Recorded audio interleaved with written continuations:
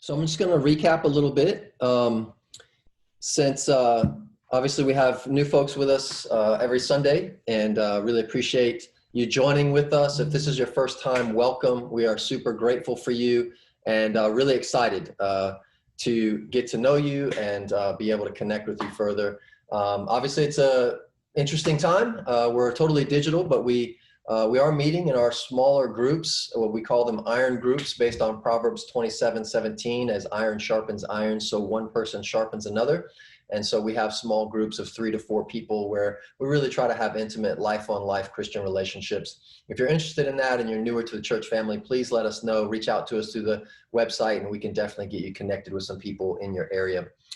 So we have been going through the Bible in 2020. Also, if you're new, we would love to invite you to join our Bible reading plan. You can find the link at our website. We're using the YouVersion app with the Bible Project plan that we're using that goes through the Bible in a year, along with a lot of helpful videos that I utilize as well on Sundays. And so we have been going through this series that we call Finding Our Place in God's Story, where we're trying to look at the Bible as one meta-narrative story. There's a lot of things in the Bible. It's a very large book compiled by many authors over many centuries, and it's telling one overarching grand story of God and God's creation. And we've been going through this year in the Old Testament. We kind of broke it up into 3 sections. This hasn't really been following our 2020 reading plan exactly. The reading plan that we're reading is canonical, which kind of goes from Genesis to Revelation, the way that it's compiled in our Bible. The way we've been working through it on Sundays is a little bit different, but we've kind of been following a general flow. We spent 6 months in the Old Testament, and now we're spending 6 months in the New Testament. And in the Old Testament, we started with the Torah, which are the first 5 books of the Bible. And we spent most of our time actually in the first few chapters of Genesis, kind of really getting the introduction to the story of the Bible, really understanding what is this story about, understanding the plot, the narrative, who are the primary characters, etc. And then we moved into the prophets, which are in our modern Western context, we classify them as the major prophets and the minor prophets. The Hebrews kind of categorize them a little bit differently, but we went through some of those writings and those people's books in the Old Testament. And then we spent some time in what the Hebrew Bible calls the writings, and that would be the rest of the books of the Old Testament outside of the Torah and the prophets. And so now, just last week, we started into our, beginning into our New Testament portion. And this portion of the story, we're focusing in on Jesus. And to do that, we're focusing on the 4 books of the Gospels, what we call the Gospels, Matthew, Mark, Luke, and John, which is primarily about the life, ministry, death, and resurrection of Jesus. And obviously, Jesus is the culminating character. He is the culminating pinnacle of this story. The whole meta-narrative of the Bible is leading to Jesus. And here we're going to spend a little bit of time in Matthew 5 to read from what many refer to as the Sermon on the Mount. And, we're just going to read a short little passage here, one that's probably pretty well known, pretty famous, called the Beatitudes. And then we're going to take some time and have a little exercise together. So I want you to be ready because you could get called on at any time, all right? Don't fall asleep on me here, even though you're on a screen. Matthew 5, starting in verse 1. Now, when Jesus saw the crowds, he went up on a mountainside and sat down, and his disciples came to him, and he began to teach them. Thus, it's called the Sermon on the Mount, because he went up onto a mountainside or up onto a hillside. Blessed are the poor in spirit, for theirs is the kingdom of heaven. Blessed are those who mourn, for they will be comforted. Blessed are the meek, for they will inherit the earth. Blessed are those who hunger and thirst for righteousness, for they will be filled. Blessed are the merciful, for they will be shown mercy. Blessed are the pure in heart, for they will see God. Blessed are the peacemakers, for they will be called children of God. Blessed are those who are persecuted because of righteousness, for theirs is the kingdom of heaven. Blessed are you when people insult you, persecute you, and falsely say all kinds of evil against you because of me. Rejoice and be glad, because great is your reward in heaven. For in the same way they persecuted the prophets who were before you. I want to take a look at this Bible Project video that's going to set the stage for our discussion groups. So this is obviously where we are currently in our series. Let's take a look at this video. There's this beautiful poem. It's in the book of Isaiah. The city of Jerusalem has just been destroyed by Babylon, a great kingdom in the north. And all of these Jewish people, they've been sent away into exile, but a few remained in the city.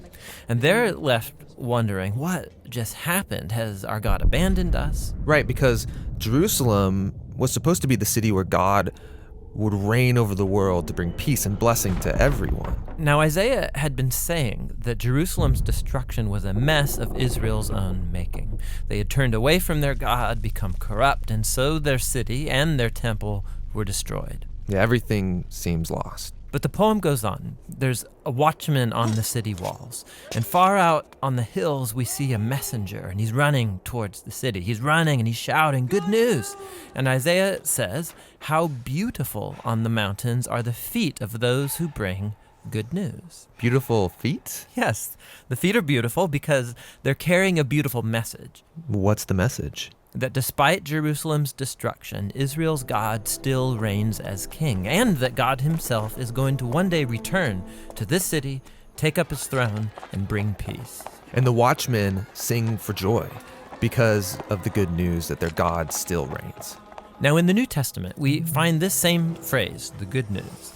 It's the Greek word euangelion, and it's also sometimes translated with the word gospel. Yeah, so when Christians say, "Do you believe the gospel?"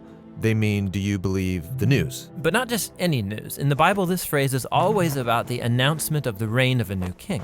And in the New Testament, the Gospels use this phrase to summarize all of Jesus' teachings. They say that he went about proclaiming the good news of God's kingdom. So Jesus saw himself as the messenger, bringing the news that God reigns. Yes, but the way that he described God's reign, it surprised everybody.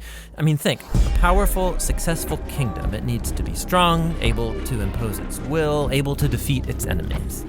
But Jesus said the greatest person in God's kingdom was the weakest, the one who loves and who serves the poor.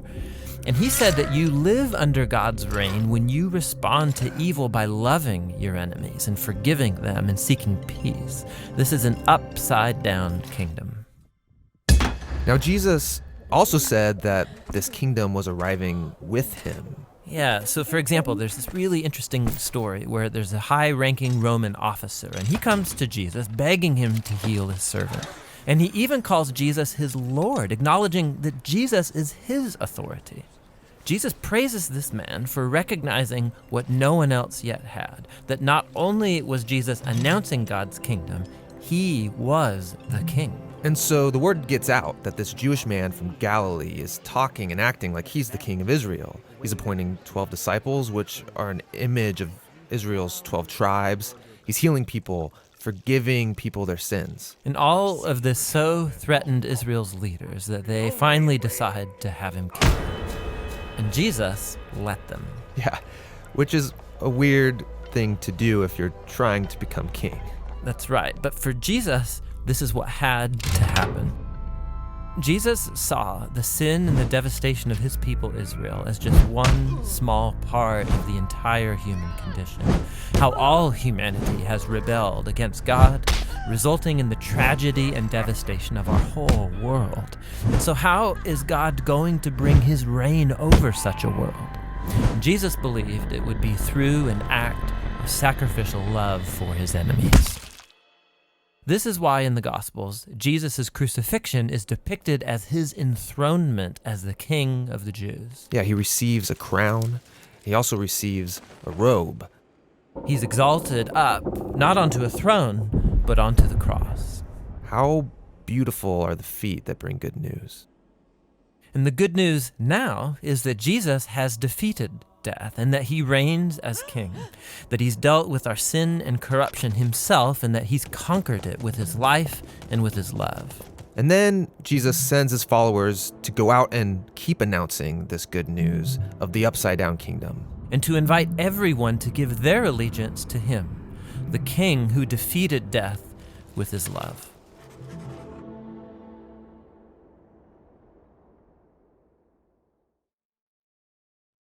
Okay, So what we're going to do now is take a little time to get into some discussion groups. I'm going to make the groups small, 2 screens. I know that some screens have multiple people, but we're going to give you 10 minutes.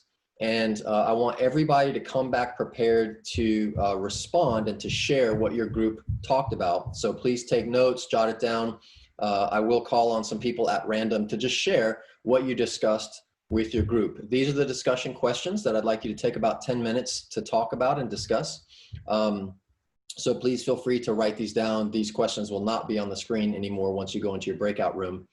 But obviously these questions are focused on the Beatitudes, but also try to think about these questions about the Beatitudes in the scope of the larger meta-narrative of the Bible that we've been working through this year. And if that's new to you, then just have a great time getting to know the people in the breakout room and just have some discussion as best you can.